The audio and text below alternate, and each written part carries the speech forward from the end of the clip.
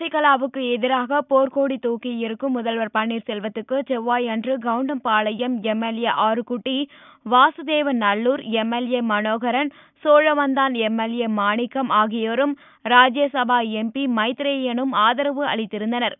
இந்நிலையில் புதனன்று ஸ்ரீவைகுண்டம் தொகுதி எம்எல்ஏ சண்முகநாதன், ஊத்தங்கரை எம்எல்ஏ மனோ ரஞ்சிதம் ஆகியோர் ஆதரவளித்தனர். தமிழகத்தில் விடிவு காலம் வந்துவிட்டது.